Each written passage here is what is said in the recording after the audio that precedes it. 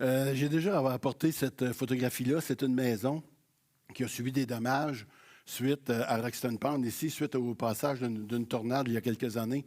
Et je voudrais vous raconter son histoire très rapidement. Une nuit, un homme et une femme dormaient paisiblement, et puis là, la tornade s'est présentée, a fait rage dans le village, a passé au-dessus de la maison, puis comme d'un entonnoir, elle a ravi le toit de la maison, puis nos deux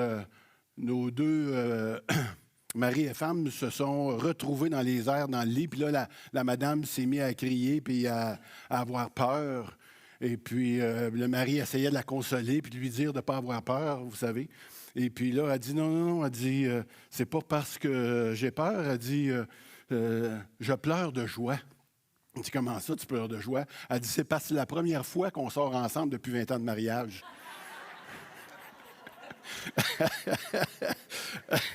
Je voulais la ramener, celle-là. Je trouvais qu'elle se présentait bien ce matin. Vous savez, la morale de cette histoire, c'est mari et femme, comment je pourrais dire, aimez. Marie, aimez votre femme tendrement, hein? Soyez à l'écoute de ses besoins, puis n'attendez pas qu'une tempête vous arrache là, de la maison, parce que souvent, quand il y a une tempête dans la maison, il y en a toujours un qui sort. Ils ne sortent jamais les deux en même temps. Et puis, fait que c'est une bonne chose de pouvoir prendre soin l'un de l'autre. Alors, ce matin, le mystère ou le secret du mariage. Je pense que nos amis nous en ont parlé un petit peu, mais la semaine dernière, je ne sais pas si vous vous rappelez, François donnait l'exemple dans le message d'un couple. Il disait que quand une querelle survient dans un mariage, la réaction humaine est de réagir avec colère ou de se venger ou de mettre l'accent sur ce que l'autre a fait, puis c'est de pointer du doigt. Mais au travers une querelle, il disait aussi dans un couple, le Seigneur, ce qu'il cherche souvent, c'est de nous transformer. C'est qu'on peut se regarder à soi puis de voir qu'est-ce qu'il y a qui ne marche pas. Et ce matin, on va voir justement, c'est quoi ça le secret de cette transformation-là que le Seigneur veut faire avec nous. J'ai constaté que plusieurs couples chrétiens vivaient leur vie conjugale à l'inverse du témoignage qu'on a entendu ce matin, Yves et Pierrette.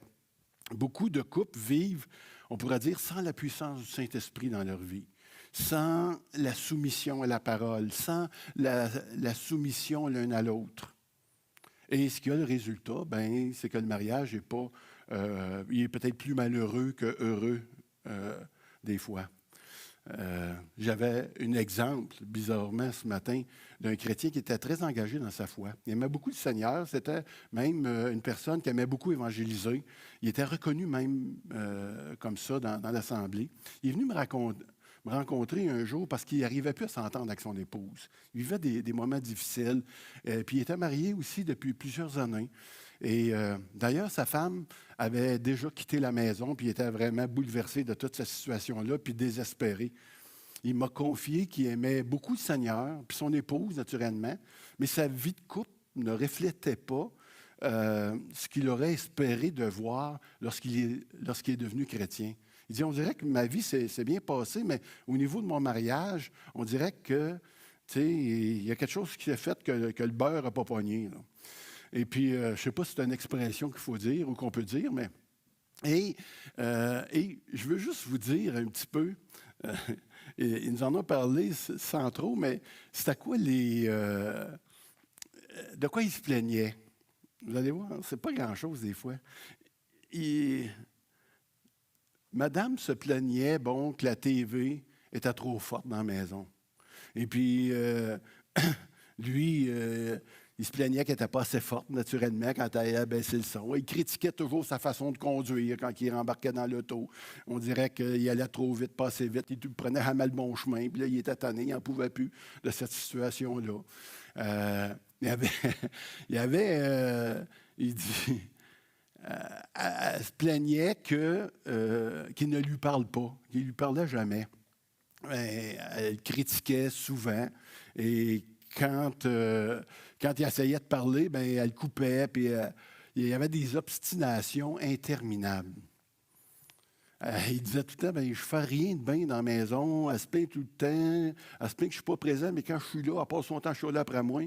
Fait que, Vous voyez un peu, puis il dit de son côté, ben elle était tannée de le ramasser, était tannée de le nettoyer, surtout qu'il ne faisait pas grand-chose en maison. Il y avait encore plusieurs récriminations comme ça euh, qu'ils avaient l'un contre l'autre, qui faisaient en sorte qu'ils ne s'entendaient plus. Il me semble qu'après une cinquantaine d'années de mariage, tu voudrais vivre une vie commune avec un mariage qui soit peut-être plus harmonieux, n'est-ce pas? D'un autre côté, j'ai connu aussi un ami qui s'est marié, à un moment donné, après 3 mois de fréquentation. Et dont la relation était surtout basée sur la sentimentalité puis sur la sensualité. Et il croyait qu'il serait heureux parce qu'il avait vraiment l'impression d'avoir rencontré son âme sœur. Et ça n'a pas été le cas parce que dès le lendemain du mariage, il s'est retrouvé, comme qu'on dit, la corde au cou, mais de façon littérale. Il s'était aperçu qu'il avait fait une erreur monumentale et puis il le regrettait vraiment. Et sauf que je suis arrivé à temps pour sauver les meubles. On pourrait dire ça comme ça. Vous savez, il y a de la joie dans le mariage, mais comme Yves et Pierrette nous en ont partagé ce matin, il y a aussi de la sueur, il y a des larmes. C'est une bataille avec des défaites, des fois, qui sont humiliantes. Il y a des victoires aussi qu'on peut dire, mais ils sont épuisantes. Là, on n'en peut plus. On a brûlé notre énergie.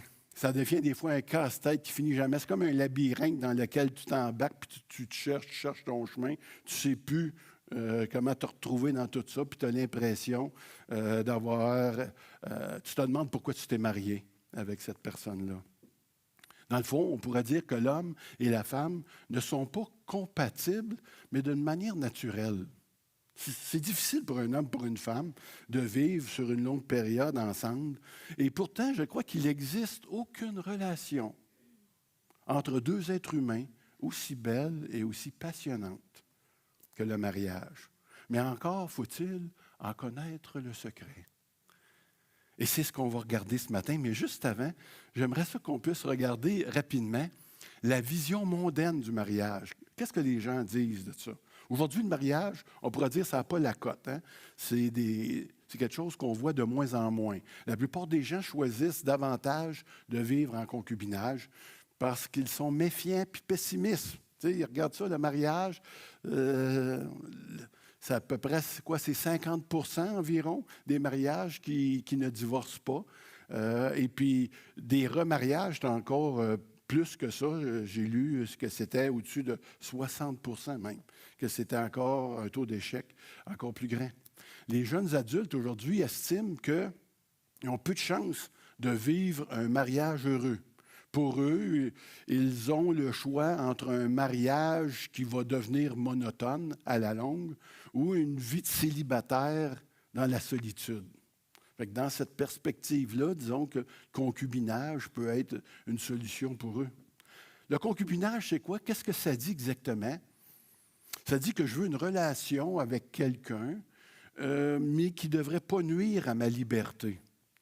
Le concubinage permet au conjoint d'avoir un accès à l'autre, de profiter des services domestiques, de sauver de l'argent parce qu'on est dans le même foyer, on est capable, on a un peu de latitude financière, et puis aussi d'avoir de la sexualité, naturellement. Mais on veut rester indépendant tout en continuant notre recherche de trouver peut-être un meilleur prospect, éventuellement, un meilleur conjoint. Mais tant que tu fais selon mes normes, tant que tu rencontres les normes que moi, je vois, eh bien, je te garde. C'est un petit peu ce message-là qui est en dessous du concubinage. Mais pour encourager les couples qui veulent se marier, je ne veux pas vous décourager trop, qui vivent des moments difficiles, certaines études, OK, et ça, j'ai trouvé ça très intéressant, démontrent que les 2/3 du mariage malheureux, lorsque tu vis un mariage malheureux, deviennent heureux dans les 5 ans qui suivent le malheur. Donc, si le couple choisit de ne pas divorcer. En général, ça peut durer 5 ans, puis tranquillement, après ça, les choses peuvent se replacer. Alors, il faut que tu laisses passer la tempête. Il semblerait que les résultats aussi de la majorité des recherches des dernières années démontrent que ceux qui sont mariés, et ça c'est intéressant, et qui le restent sont bien plus satisfaisants dans leur vie que les célibataires, que les personnes qui sont divorcées, et même que ceux qui vivent en concubinage. Ils sont mieux, apparemment, financièrement parlant, puis ils sont même mieux physiquement, sont plus en santé. Il semblerait, entre autres. Puis il y a des raisons par rapport à ça que j'ai lues, mais disons que on ne s'étirera pas sur le sujet, mais qu'est-ce qui s'est passé pour qu'on perde de vue les bienfaits du mariage, entre autres? Donc, le siècle des Lumières, avant le siècle des Lumières, le mariage était dirigé vers le bien commun. Et aujourd'hui, il est devenu plus un arrangement personnel, privé, qui veut garder la liberté de l'individu. Tant que cela fait mon affaire, c'est OK, sinon on divorce. Cette manière de voir-là, c'est pas loin du concubinage, comme tel. Avant le mariage, ça tournait autour du nous et de l'engagement. Maintenant, ça tourne autour du je comme tel. C'est moi qui est important.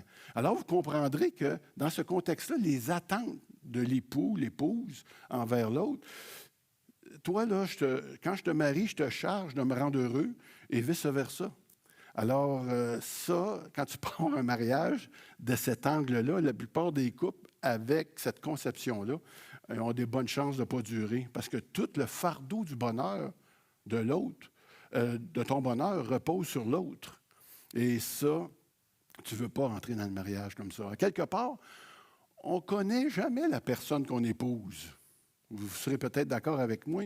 Même si au départ, c'est la bonne personne, c'est pour ça qu'on se marie, parce qu'on est convaincu que c'est la bonne, laissez-vous un petit peu de temps, puis vous allez découvrir que la personne se transforme. Comme dire, genre, on finit toujours par avoir un étranger alentour de nous. On change tout. Je dirais que même dans les mariages qui durent, on va vivre, dans le fond, avec plusieurs personnes dans ce mariage-là, en fin de compte. Ma femme, moi, a reconnu au moins 3 ou 4 Serges. Tu sais, dans ma personne, là, je ne suis pas l'homme aujourd'hui qu'elle a rencontré quand j'avais 15 ans. Le premier était plutôt beau jeune homme, insouciant, peace and love, aventurier. Et le deuxième, lui, était plutôt indépendant, concentré pas mal sur ses propres désirs, égocentrique, comme mon frère l'a mentionné dans sa propre vie. Tendance à retomber en enfance dans la quarantaine. Ça a été un moment assez difficile dans nos vies. Et finalement, il s'est présenté un troisième, Serge. Et puis, lui, il était un petit peu plus mature. Tu sais, il avait perdu sa belle chevelure blonde frisée, puis toutes ces belles bananes dans Bédène.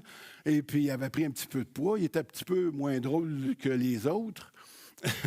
Mais il commençait à prendre soin du cœur de sa femme, davantage et un peu plus. Et pour dire, tu sais, j'espère que le prochain que tu vas rencontrer, mon amour, il va être de plus en plus à la ressemblance de Christ, parce que Mona, elle aime beaucoup Jésus. Fait que moi, je me suis dit, si j'y ressemble, elle va continuer à m'aimer. Fait que j'ai pris cette deal-là de me rapprocher de lui. Tu sais, parce que le mariage, comme tu l'as expliqué tantôt, tu sais, le mariage, c'est pas une relation qui est comme ça, hein? Pour les croyants, en tout cas, le mariage, c'est une relation qui est comme ça. Et quand on regarde vers Christ, quand on regarde vers Dieu, éventuellement, on se rapproche, veut pas. Et c'est un petit peu ce qu'on va voir ce matin. Tous les couples mariés savent de quoi je parle. Tu sais, au fil du temps, on traverse des saisons de vie et dans laquelle on doit apprendre à aimer quelqu'un qui n'a rien à voir avec la personne qu'on a épousée, comme tel. Donc, le mariage peut réussir, mais ce n'est pas vraiment à cause que tu as rencontré la bonne personne, parce qu'elle va se transformer, fait que tu ne le sais pas, tu sais, ou une personne compatible, ou une âme sœur. Dans le mariage, ça n'existe pas, ça. Moi puis Mona, mon épouse, avions rien en commun au point de départ, vraiment.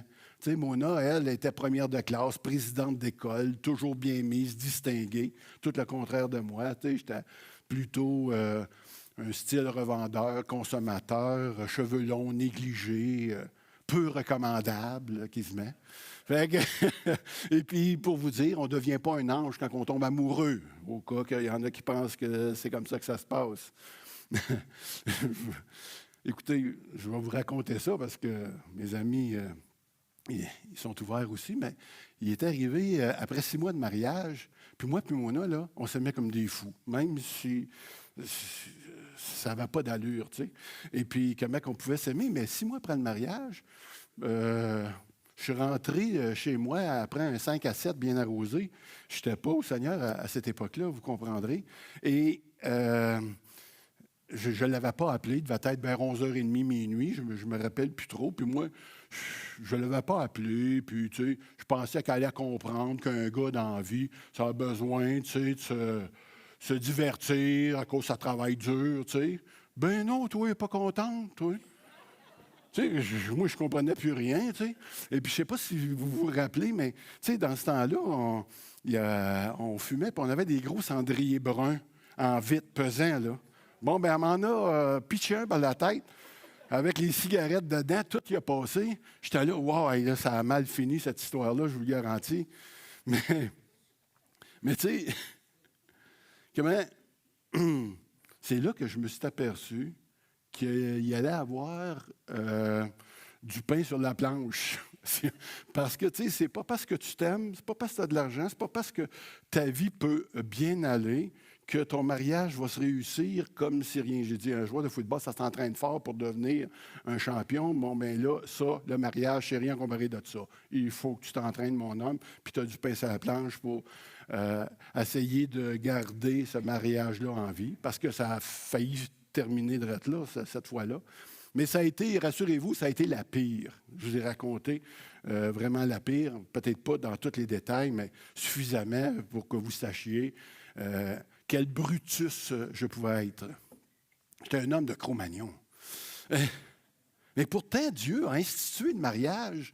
Il semble que l'homme et la femme ont été faits pour le mariage. Et le mariage a été fait pour eux. Mais là, on le sait, ce qui est arrivé, c'est que le péché est arrivé dans nos vies et est venu saboter ce que le Seigneur avait préparé. Fait que si tu as une vision romantique et idéaliste du mariage, tu sous-estimes le péché dans ta vie. J'aime autant te le dire tout de suite. Et si tu as une vision trop pessimiste du mariage, tu dis, oh non, ça ne donne rien, c'est que tu comprends mal l'origine divine. La question ce matin, qu'est-ce que Dieu cherchait à faire avec nous en pensant au mariage? Eh bien, c'est ici que je veux attirer votre attention ce matin dans la parole de Dieu et le grand mystère et secret du mariage. Je vais demander justement à ma belle Mona d'amour que j'aimerais toujours de commencer à nous lire dans Éphésiens 5 à partir du verset 25. Marie, aimez votre femme comme le Christ a aimé l'Église. Il a donné sa vie pour elle, afin qu'elle soit sainte. Il l'a rendue pure par l'eau et par la parole. Il a voulu que l'Église se présente devant lui pleine de gloire, sans tache, sans ride, sans aucun défaut. Il a voulu qu'elle soit sainte et sans reproche. À son tour, un mari doit aimer sa femme comme il aime son corps. Aimer sa femme, c'est s'aimer soi-même. Non, personne n'a jamais détesté son corps. Au contraire, on le nourrit, on en prend soin, comme le Christ le fait pour son Église. Est-ce que nous ne faisons pas partie du corps du Christ? Dans les livres saints, on lit « C'est pourquoi l'homme quittera son père et sa mère pour s'attacher à sa femme, et les deux deviendront comme une seule chair. » Ce mystère est grand, et moi je vous dis qu'il s'agit du Christ et l'Église, et de l'Église. Mais il s'agit aussi de vous. Chacun doit aimer sa femme comme lui-même, et la femme doit respecter son mari. Je pense que ce sont des versets qu'on est habitués, qu'on a déjà lus plusieurs fois, la plupart d'entre nous. En parlant du mariage, Paul ici parle quand même d'un mystère. Il a déjà mentionné ce mot ailleurs en lien avec le salut puis Christ, mais ici, dans le verset 31, il cite le récit du premier mariage dans la Genèse. L'homme quittera son père et sa mère pour s'attacher à sa femme, et les deux ne se feront qu'une seule chair. Puis là, il ajoute ceci, c'est un mystère.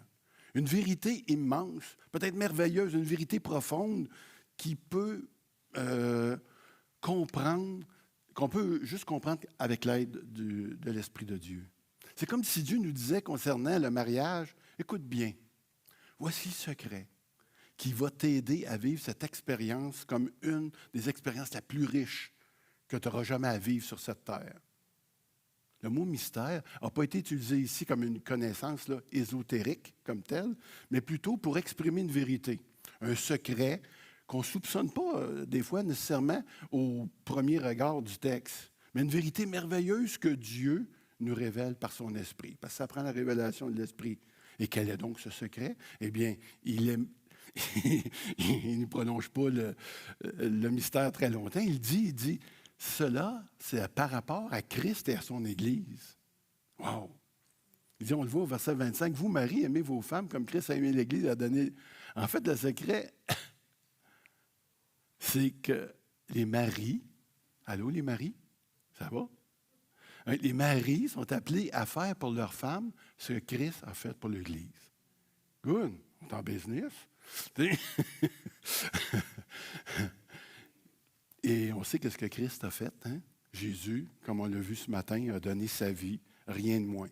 Il a renoncé à sa gloire, il a accepté librement d'aller à la croix, de payer le prix pour établir cette relation-là avec nous. Il a accepté de devenir les garçons,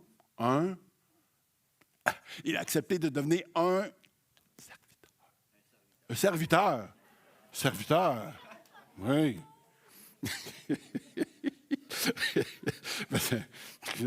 Non, mais c'est pas naturel, on va vous dire. On va l'avoir. Alors, on va... Oups, pardon. OK. On va revoir les versets 25 à 27. C'est tout ça? Oui, vas-y, Mona. Quant à vous, Marie, que chacun de vous aime sa femme comme le Christ a aimé l'Église, et il a donné sa vie pour elle, afin de la rendre digne de Dieu, après l'avoir purifiée par sa parole comme par le bain nuptial. Il a ainsi voulu se présenter cette Église à lui-même, rayonnante de beauté, sans tache, ni ride, ni aucun défaut, mais digne de Dieu et irréprochable. Voilà. Christ ne s'est pas sacrifié, il faut bien se le dire, pour des êtres méritants. Hein? C'était plutôt pour des êtres haïssables et puis qui étaient sans mérite comme tels. Le fait que nous sommes en lui, eh bien, nous pouvons le faire aussi. Le mari peut aussi donner sa vie comme Christ a donné la sienne. Bon, ça ne se fait pas d'une manière naturelle. OK? Ici. Et en plus, il dit tellement que ça se fait, il dit, je vous en donne l'ordre. Tu sais, que le mari, il a commandé que chacun aime sa femme comme je vous aime. C'est tout. L'amour, c'est un sentiment, mais c'est aussi une décision, on le sait. C'est une décision de la volonté autant que du cœur. Il n'a pas dit d'aimer ta femme à cause qu'elle est gentille, aimable, belle et intelligente. Il a dit de l'aimer parce que c'est sa volonté qu'on l'aime. Si notre femme deviendrait laide, méchante, qu'elle perdrait toutes ses vertus, le mari a toujours l'obligation d'aimer sa femme. C'est comme ça que Christ nous aime. Et lui, il a fait le lien. Hein? Il dit, moi, j'aime l'Église, les gars. Le mariage, là, quand je l'ai conçu, quand je l'ai pensé, j'ai pensé dans la même perspective que ça.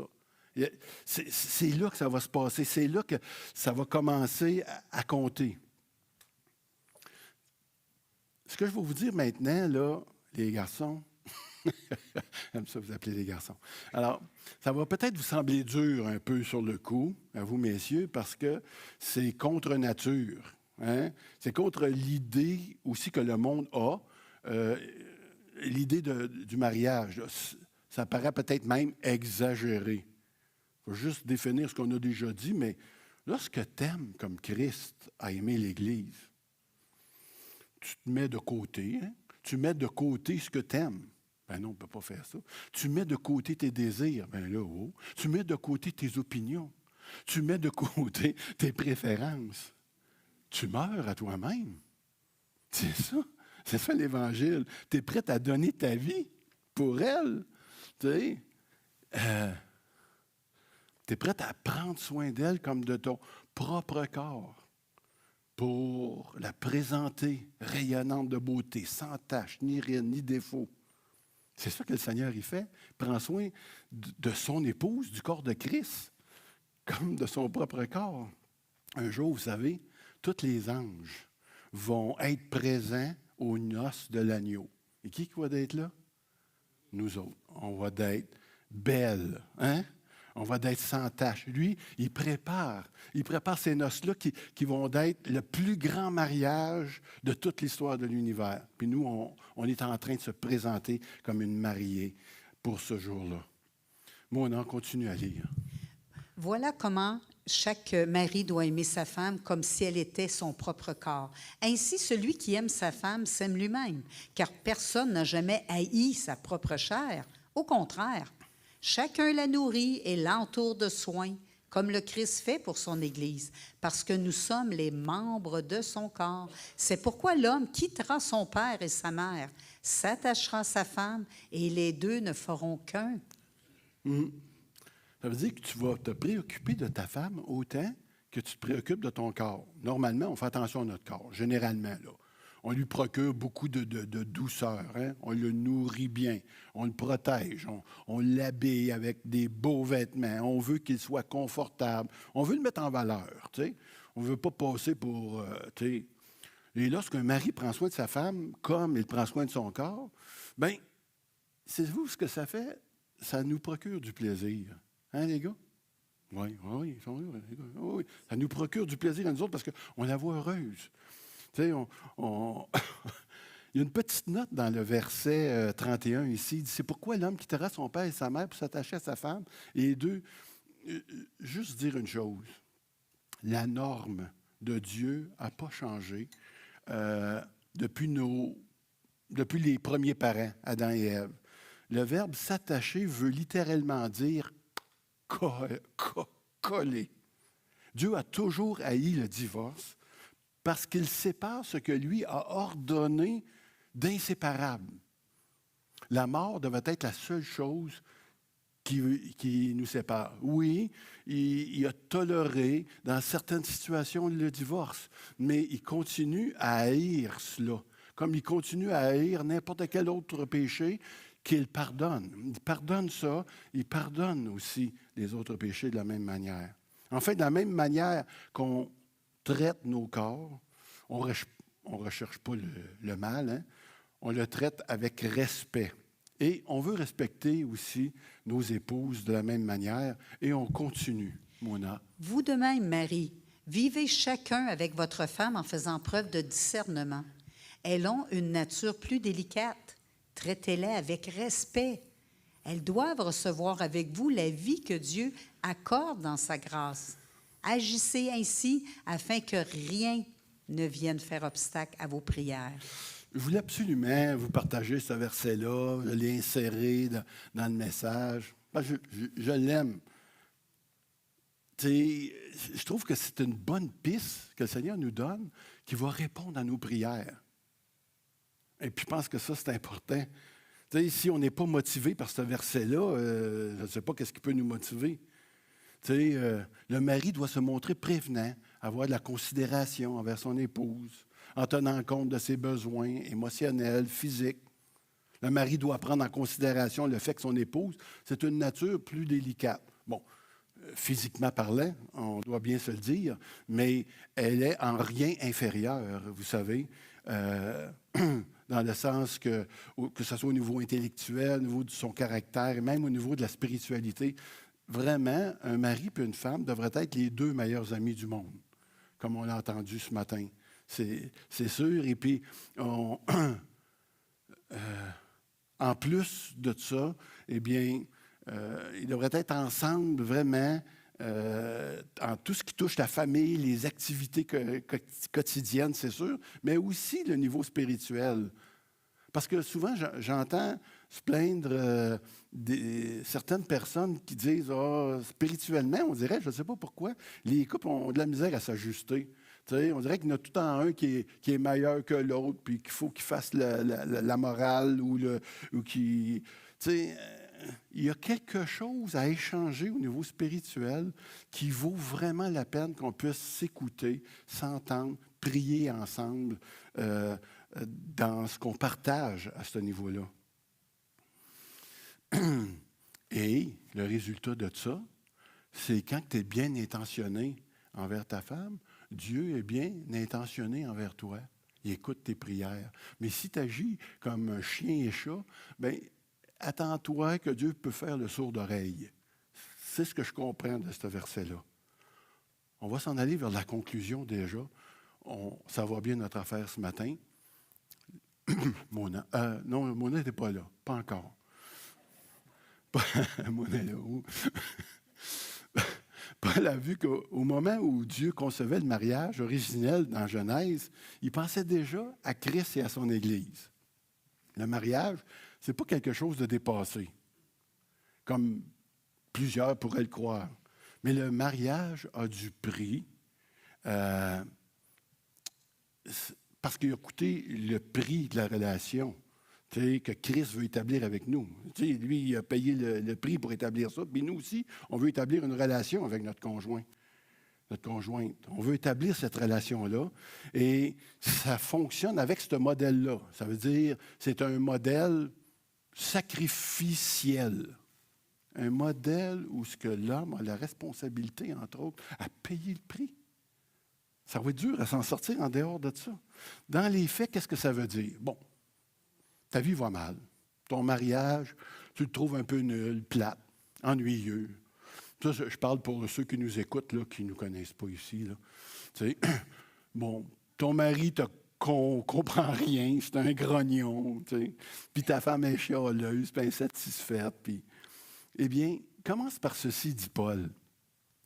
Fais pour ton conjoint ce que Dieu fait pour toi par Jésus. Puis le reste, ça va s'en aller toute seule, ou presque. Comme Christ a donné sa vie, il est mort lui-même pour nous sauver puis bâtir cette relation-là, bien nous aussi, on veut bâtir cette relation-là avec passion. En résumé, le mystère de l'Évangile s'est dévoilé à travers le mariage. Puis l'Évangile, elle, t'aide à mieux vivre ton mariage, et puis tu te retrouves plus proche de ta femme lorsque tu saisis de mieux en mieux l'Évangile. Ça va tout ensemble. Ça, c'est un package, ça vient ensemble. Le mariage puis l'Évangile. Tu sais, si tu as du trouble avec ton mariage, tourne-toi vers Christ, tourne-toi vers l'Évangile, vers ce qu'il a fait pour toi. Et là, tout d'un coup, ça va produire son fruit. Des fois, ça prend des années avant de convaincre une personne qu'elle est aimée. Parce qu'on est tous, d'une certaine manière, des socio-affectifs. On a tous manqué à quelque part dans notre vie. J'ai connu un petit couple où la femme était fiancée, puis elle était plutôt déplaisante envers son fiancé. Puis quand j'ai parlé avec elle, ben, elle m'a dit, je ne sais pas, c'est parce que je ne mérite pas son amour, puis je veux lui montrer que je ne la mérite pas. Fait que, puis elle était déplaisante dans ce sens-là. Elle avait conscientisé ça, elle. Puis lui, il a décidé de la marier pour lui dire, écoute, moi, là, je m'engage pour le meilleur et pour le pire. Fait que je ne reculerai pas. Tu auras beau vouloir m'en faire, mais je ne reculerai pas. Et puis, elle a pris conscience de ça. Elle a quand même continué. Parce que c'est pas facile à être convaincu de l'amour de l'autre. Puis ça a pris au moins 7 ans. Tu sais, 7 ans, c'est pas long dans une vie. Dans 50 années, 7 ans, c'est la petite bière. Mais tranquillement, elle a pris conscience que cet homme-là voulait s'engager pour le meilleur et surtout pour le pire. Et ça l'a fini par produire son fruit, tout simplement. Plus on saisit l'Évangile, plus ça l'enlève le focus sur les péchés puis sur les défauts de l'autre. Puis ça nous permet de l'aimer puis de l'accepter plus comme elle est, tout simplement. Et je voudrais vous partager, je vais prendre 2 petites minutes pour vous partager ce dernier verset-là. Par ailleurs, frères et sœurs, nous vous faisons connaître la grâce que Dieu a accordée aux églises de la Macédoine. Au milieu même de la grande épreuve de leur souffrance, leur joie débordante et leur pauvreté profonde les ont conduits à faire preuve d'une très grande générosité. Je l'atteste. Ils ont donné volontairement selon leurs moyens et même au-delà de leurs moyens. Et c'est avec beaucoup d'insistance qu'ils nous ont demandé la grâce de prendre part à ce service en faveur des saints. Ils ont fait plus que ce que nous espérions, car ils se sont d'abord donnés eux-mêmes au Seigneur, puis à nous par la volonté de Dieu. Aïe, aïe. Là, vous savez pourquoi je vais partager ça. Ça n'a pas rapport, hein? On parle de libéralité ici. Je vais inviter le groupe de louanges à monter. Ici, qu'est-ce qu'on voit? Ce sont des gens qui sont souffrants. Ce sont des gens qui ont une pauvreté profonde, mais qui avaient aussi une joie débordante, qui ne venait pas de ce qu'ils avaient de l'argent. On ne parle pas d'un évangile de prospérité ici, qui ne venait pas qu'il n'y avait pas de trouble. Ils étaient dans la misère et ça ne dépendait pas qu'ils étaient en santé ou pas. Il venait qu'ils s'étaient donnés entièrement à Christ, ce qui leur procurait la joie, qui les a conduits dans un amour qui n'est pas naturel. Ils ont même insisté, il n'y a personne qui les a demandé, ils ont même insisté pour pouvoir donner. On peut-tu donner? On voudrait donner. Ouais, attends un peu, on va y penser, on va passer ça au conseil. Et non, ils l'ont fait au-delà de toute espérance. C'est ça que la grâce de Dieu veut produire dans nos vies, frères et sœurs, dans nos vies de couple, une générosité sans borne. On n'est pas dans l'écoute. Écoute, chérie, c'est moi qui ai fait la vaisselle ce soir, c'est à ton tour. Non, on n'est pas là. Tu sais, c'est pas nécessairement comme ça. On est chérie. Est-ce que tu me permettrais de continuer à faire la vaisselle? Est-ce que tu me permettrais, mon amour, que je puisse te faire à manger ce soir? Non, je suis fatigué. Non, je ne suis pas fatigué pour te faire à manger. Écoute, chérie, repose-toi. J'aimerais ça prendre soin des enfants. Y a-tu moyen que je puisse prendre soin des enfants une fois? Tu sais, comme ça, là. Tu sais, au-delà de toute espérance. Je vais lui donner le bain. Non, chérie, moi, là, ma femme a toujours obéi. Quand je dis, chérie, assieds-toi, je vais passer la balieuse, elle s'assine rarement. Elle est fine. Non, mais, tu sais, elle m'écoute continuellement. Je veux être, les gars, là, je vous donne une chance de vous reprendre, je veux être son... Non, les gars, pas les filles.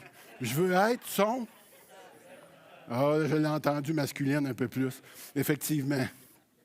Est-ce qu'on croit ce matin que l'Évangile peut remplir nos cœurs assez pour combler des fois le manque d'amour? Oui, il y en a, on est là, mais l'Évangile est là pour remplir ça. Amen. Good.